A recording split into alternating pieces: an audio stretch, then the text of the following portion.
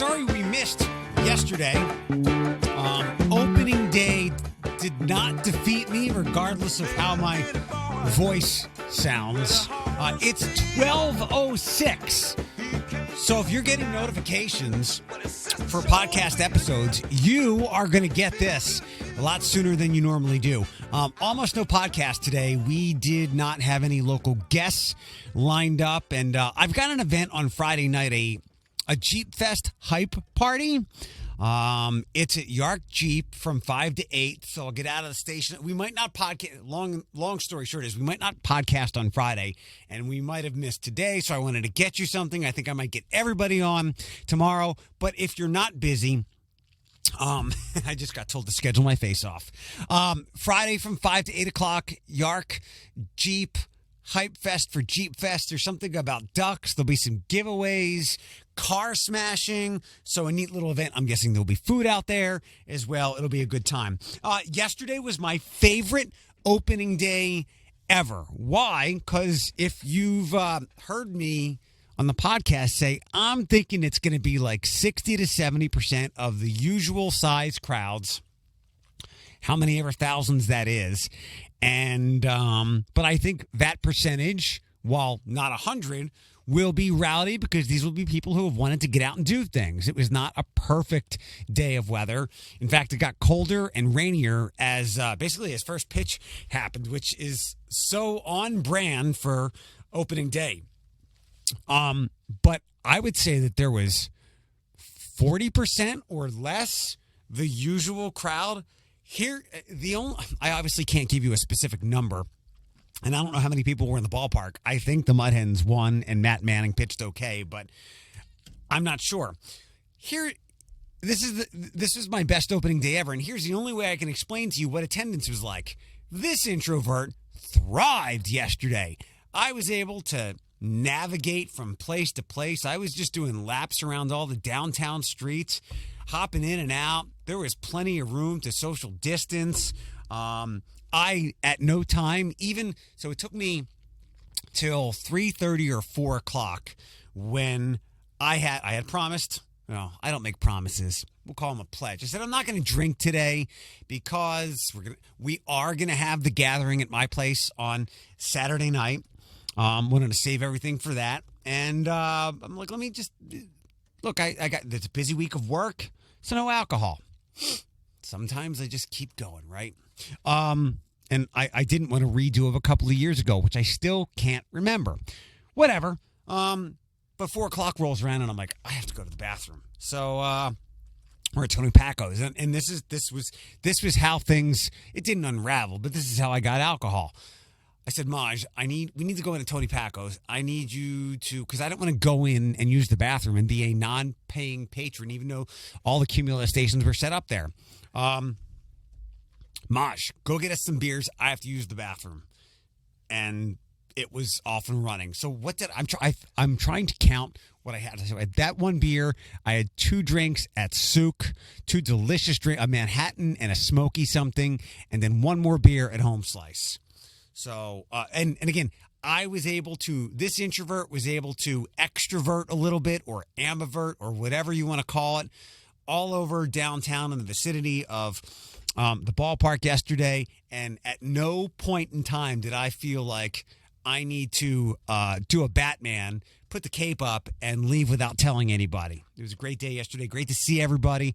Great to see all the dogs. Like I've said for however long now, the last 14 months, the last year, 10 months, where I was like, I can manage pandemic life. Like, I understand how much life has been lost locally, regionally, nationally, globally. I understand that we're still feeling devastating ripple effects, shortages here. People can't find the right kind of work. Workplaces can't find the right employees. I get it. Like, these ripple effects are going to be rippling for probably years. But when I can enjoy things like I did yesterday, where there's not 15,000 people, many of whom are extremely drunk, and it's just a good social outing and there's not stumbling drunkenness all over, I'm going to make the most of it because I can extrovert at times, and yesterday was that. The couple of highlights from opening day. One, the best picture from opening day was posted by Diane Larson from 13 ABC. And the picture is actually about 20 years old, not from yesterday. She posted a picture on her Twitter. It's on the Q Facebook page. I grabbed it there if you're not a Twitter person. She posted a picture of her and Lee Conklin's first opening day 20-some years ago, or in the early days, I think, of... It looked like they were at Fifth Third Field. Diane here's my two observations from that picture. Diane hasn't aged a single cell. Like, she looks exactly the same from when that picture was. And Lee was a major babe. I had no idea. Not that Lee is a bad-looking guy now by any means, but he had like some very debonair, Bond-like, jet black hair. Like, that guy looked good. So that was the big picture win.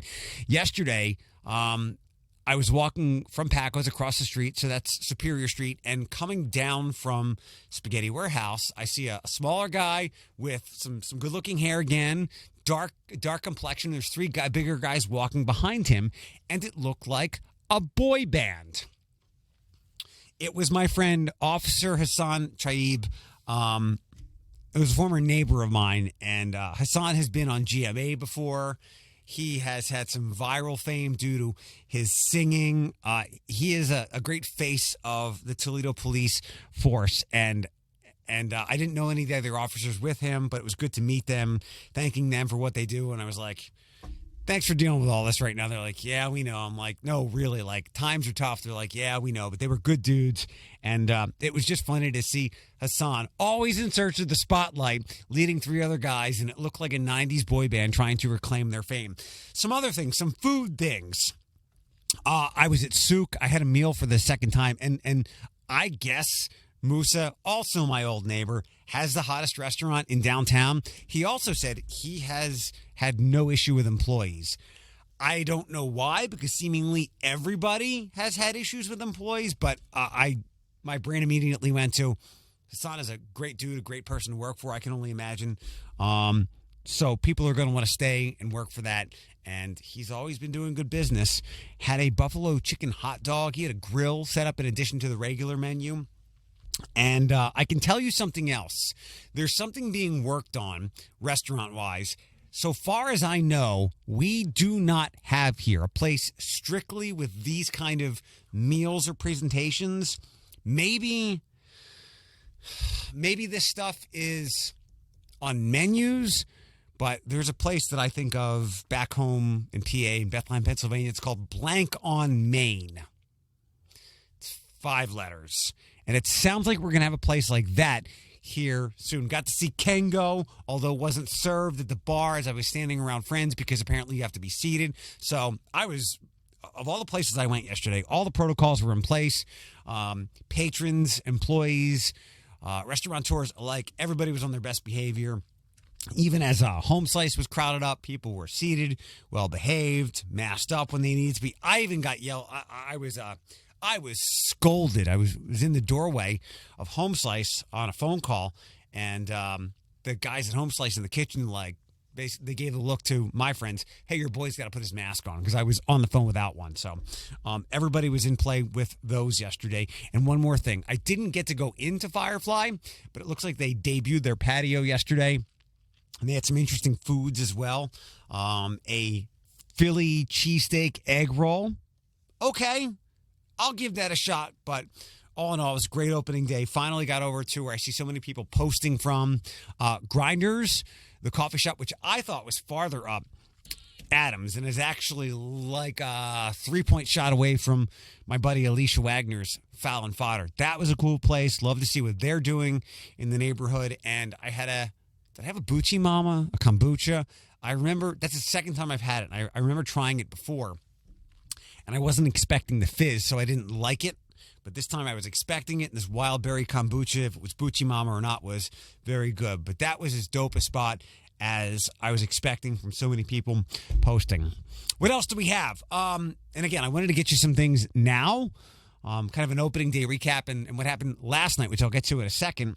No, 2 nights ago, Tuesday night, because who knows when we're going to wrap this all together, and we're all going to be together, I think, tomorrow. So I've told you about Amanda and her son Pierce. He is autistic. He's nonverbal. And I mentioned on Monday how she's been having some hellacious days because he's not in daycare right now. And she had him 100%, let's see what, Friday night, Saturday, Sunday, Monday, Tuesday. She dropped him off last night. And like I said on Monday, she sent me a text message. It's probably not going to be good till Wednesday, which obviously put me a little sideways. But she did great, and I knew that she would. They were, I guess, running around all day Tuesday, and I said, as I'm driving home from work, you want me to check Urban Air, Reynolds and Airport? They had gone before on a weekend, and it was just too much chaos for a little autistic boy. And it's funny, like, he can deal with activity like me. Like, normal opening day, I need to be drunk to deal with all that nonsense. Yesterday, no way. Like I said, just the right amount. And on a Tuesday night? Sorry, my days are confused. On Monday night, I drove by, I walked in, I FaceTimed Amanda. I was like, this seems manageable. So she set everybody up with a 6 to 8 slot. We did an hour at Urban Air, and Amanda's right.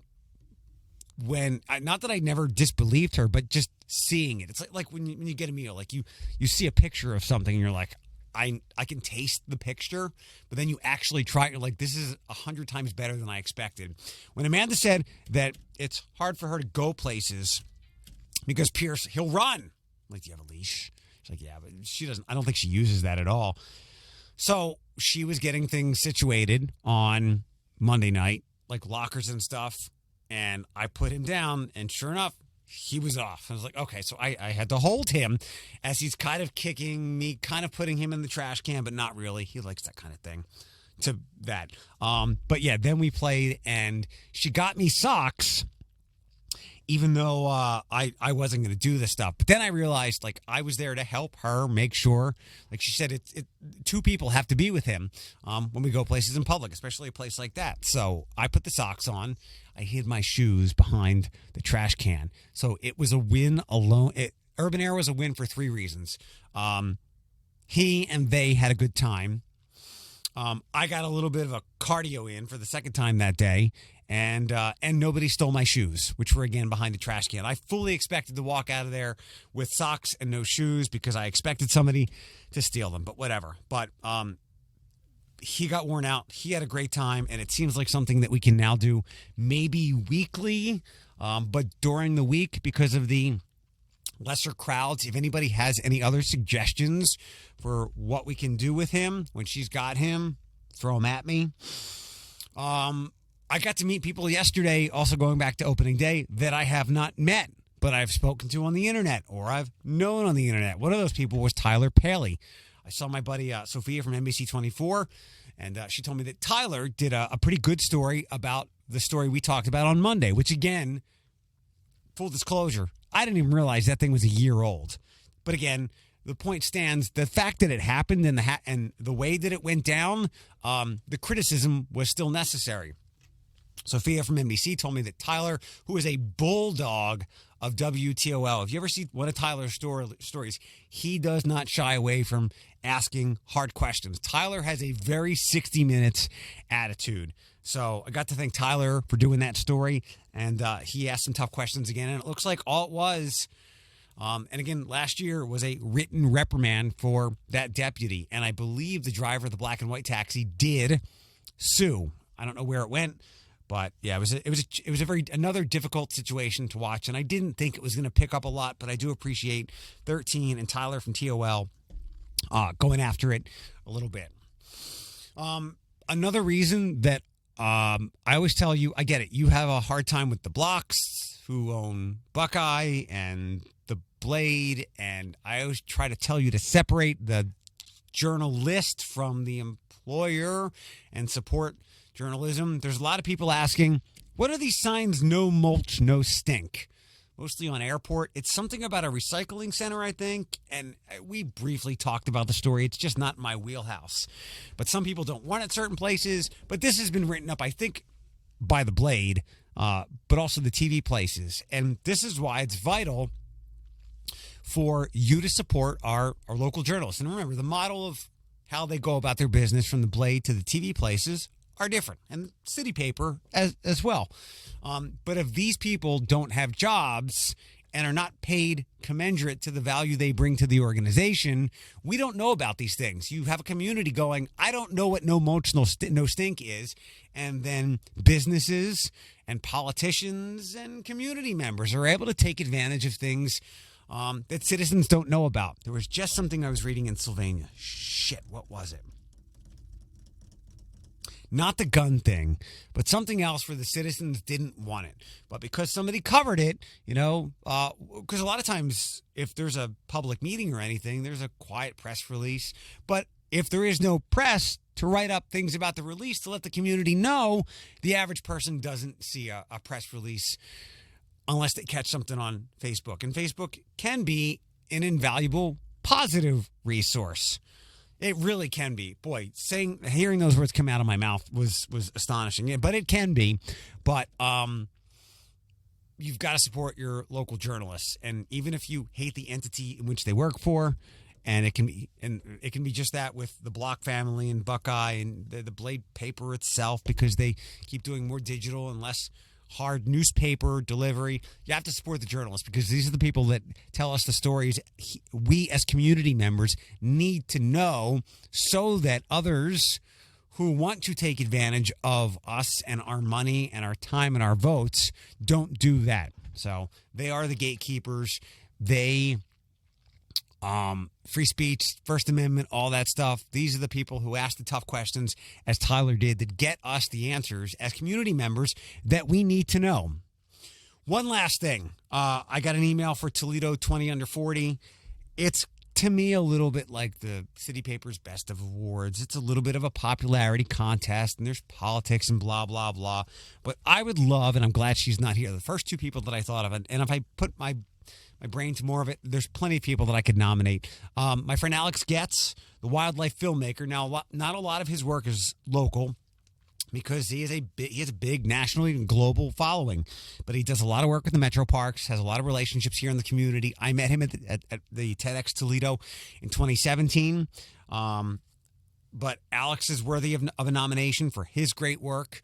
Also, the other Alex, the co-host on this show, for what she does for NPI, overseeing the Wellness and Recovery Center, being a great advocate for many who are marginalized here, not just those with mental health, but people who have housing issues as the eviction moratorium is about to end. Alex speaks on behalf of those who are underserved, overlooked, and marginalized. And Alex would be a phenomenal nomination.